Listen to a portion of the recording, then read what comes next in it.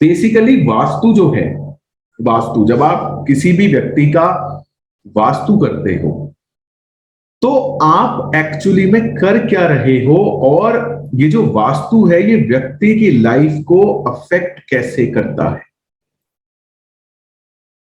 जब आप संसार में जन्म लेते हो, जिस पॉइंट ऑफ टाइम पे आपका जन्म होता है, उस समय पर आसमान में जो ग्रह नक्षत्रों की पोजीशन होती है उसका एक स्क्रीनशॉट लिया जाता है और वो बन जाती है आपकी लाइफ टाइम हॉरोस्कोप।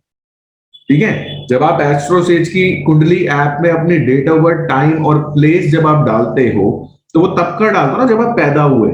तो ऐप आपको क्या दिखाती है, जिस क्षण आप पैदा हुए उस पॉइंट ऑफ टाइम पे आसमान में पहले खाने में ये राशि थी, दूसरे खाने में ये राशि थी, ये प्लैनेट यहां बैठा था, ये नक्षत्र यहां बैठे थे, वो सारी चीजें दिखाई जाती हैं आपको ऐप में। फिर आप उससे एक टेम्पलेट बना लेते हो डिकोडिंग के लिए।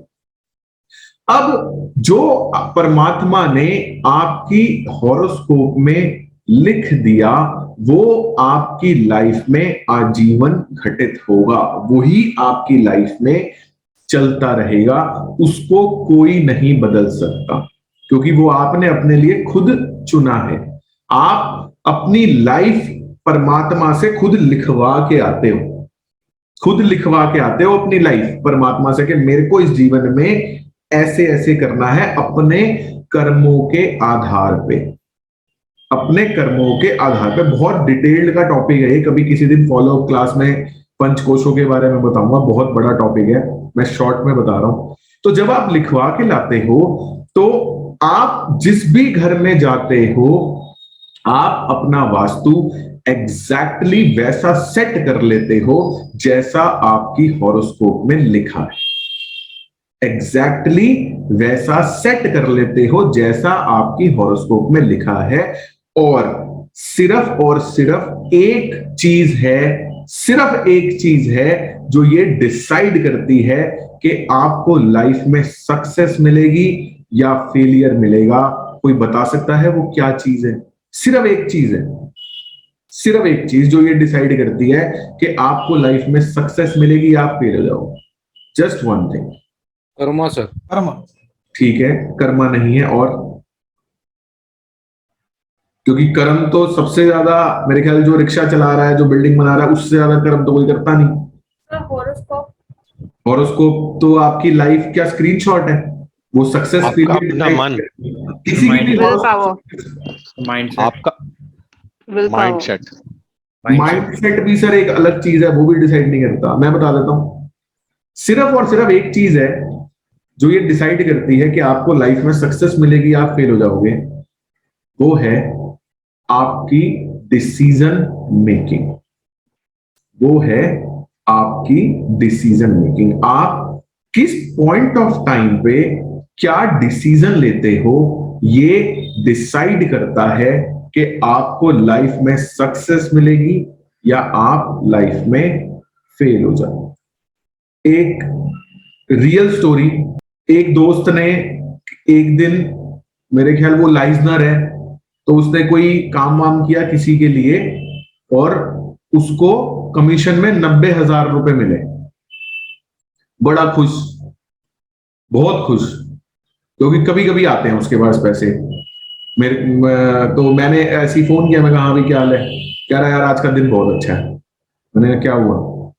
कह रहा भाई वो एक काम में लगा हुआ था, वो हो गया, 90,000 रुपए कमीशन मिली। मैंने कहा बढ़िया भाई, बहुत अच्छी बात है।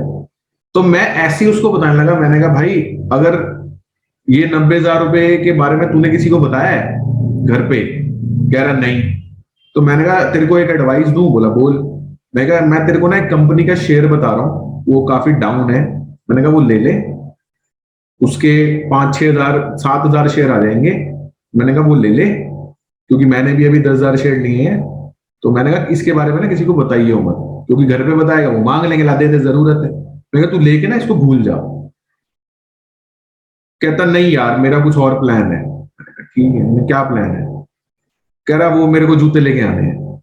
मैंने कहा जूते लेके आने तो भाई 2,000 3,000 4,000 के जूते लाएगा। मैंने कहा बाकी पैसे लगा दे। मैंने कहा चल 10,000 के भी जूते लाएगा तो 80,000 रुपए लगा दे। कह रहा नहीं 1,20,000 रुपए चाहिए जूते के लिए, क्योंकि साथ में एक बेल्ट भी लेनी है और एक जूते लेने हैं। बोला तू चल रहा है साथ में? मैं कहा हाँ यार, ये तो चलने वाली जगह है भाई, जहाँ पे इतने महंगे जूते मिलते हैं, मुझे भी देखने हैं। तो वो मुझे यहाँ पे प्रोमेनाड एम्पोरियो मॉल है, वहां लेके गया। वहां उसने एक एलवी की बेल्ट ली और एक एलवी के लुई विटॉन के जूते ले लिए। 1,20,000 रुपए का बिल बना। 30,000 रुपए उसने मेरे से उधार लिए।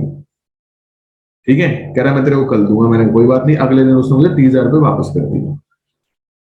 जो मैंने 10,000 शेयर लिए थे, मैंने 27 रुपए का शेयर लिया था, 10,000 शेयर, और 65 रुपए का हो गया वो 2 महीने बाद। मैंने बेच दिया। फिर मैंने उसको बोला, मैंने कहा ऐसे 10 जोड़ी जूते ले आता तू अगर उस दिन वो शेयर लेता जस्ट 2 महीने बाद।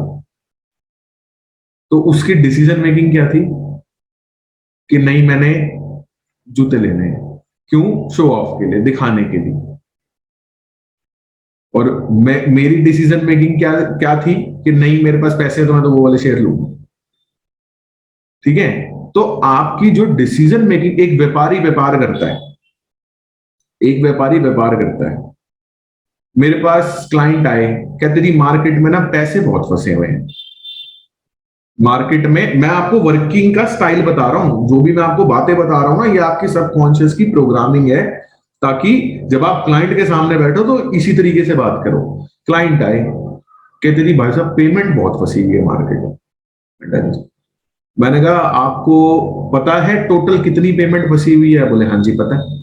मैंने पेन पेपर दे दिया।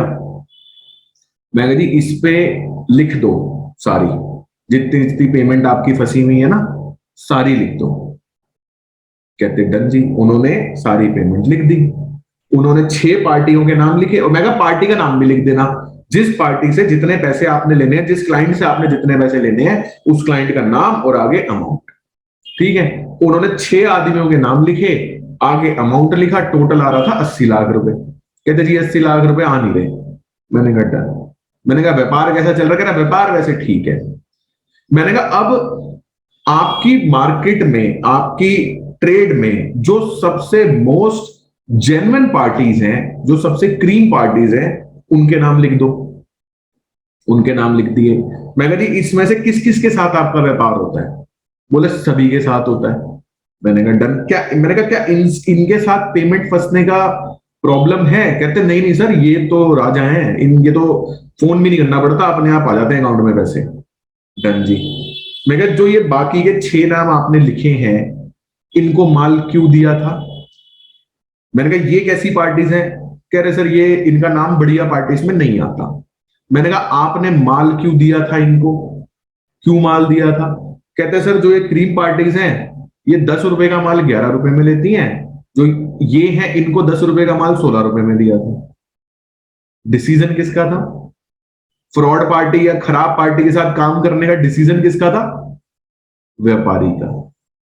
मैंने कहा आपने 5 रुपए ज्यादा प्रॉफिट के लालच में अपने 80 लाख रुपए ब्लॉक कर दिए। मैं कहा ना तो 5 रुपए का प्रॉफिट आया, घर से 80 लाख रुपए चले गए, घर से चले गए। डिसीजन किसका था? क्लाइंट का। तो आपकी जो डिसीजन मेकिंग एबिलिटीज होती हैं, वो डिसाइड करती हैं कि आप लाइफ में ग्रो करोगे या फेल हो जाओगे। और सिर्फ आपके घर की वास्तु आपकी डिसीजन मेकिंग को कंट्रोल कर सकती है, आपकी डिसीजन मेकिंग को बेटर बना सकती है, आपकी डिसीजन मेकिंग को ऑल्टर कर सकती है। जैसा आपके घर का वास्तु होता है, आप जीवन में वैसे डिसीजंस लेने लग जाते हो। जिस दोस्त की मैं बात बता रहा हूं आपको, जिस दोस्त की मैं आपको बात बता रहा हूं, 1,20,000 रुपए की बेल्ट और जूते लेके आया, उसका नक्शा दिखाता हूं आपको, एक सेकंड। ये नक्शा है दोस्त का। इस नक्शे में जो ये फ्रंट की एंट्रेंस है, ये मेन एंट्रेंस है, ये ड्राइंग रूम की एंट्रेंस है, बट ये गेट परमानेंटली बंद रहता है। यहां से अंदर आके ये इनका मेन डोर है। आपको एंट्री कौन से जोन से दिखाई दे रही है? साउथ से दिख रही है एंट्री? साउथ से। साउथ की डायरेक्शन की एंट्री दिख रही है। साउथ की जो डायरेक्शन होती है उसका एट्रीब्यूट पढ़ना, fame, fame, branding, fame and branding. घर के कंटेक्स्ट में इसको कहते हैं शो ऑफ, घर के कंटेक्स्ट में इसको कहते हैं शो ऑफ। तो इस भाई की जो एंट्री है वो शो ऑफ की एंट्रेंस है। इसको हर समय शो ऑफ करना है, इसको सबको दिखाना है कि मैं कौन सा ब्रांड पहन के घूम रहा हूं, मेरे पास कौन सी गाड़ी है, मेरे पास क्या है क्या है क्या है। वैसे घर में काम वाम सब ठीक है, कोई दिक्कत नहीं है इनके घर में, एवरीथिंग इज गुड। बट जो इसके घर की एंट्रेंस है वो इसके सबकॉन्शियस को कैसे कंट्रोल कर रही है, कैसे कंट्रोल कर रही है कि मुझे शो ऑफ करना है, मुझे ब्रांड बनना है। ये कहता है मेरे को ब्रांड बनना है, मुझे शो ऑफ करना है। तो उसके चक्कर में ये जो अपने डिसीजन जो है ना, इसके डिसीजंस वो उस तरीके से कंट्रोल होते हैं। तो जो भी आपके घर का वास्तु होता है वो आपकी डिसीजन मेकिंग एबिलिटीज को कंट्रोल करता है। और जब आप अपने घर का वास्तु चेंज कर लेते हो तो क्या होता है, आपकी डिसीजन मेकिंग चेंज हो जाती है।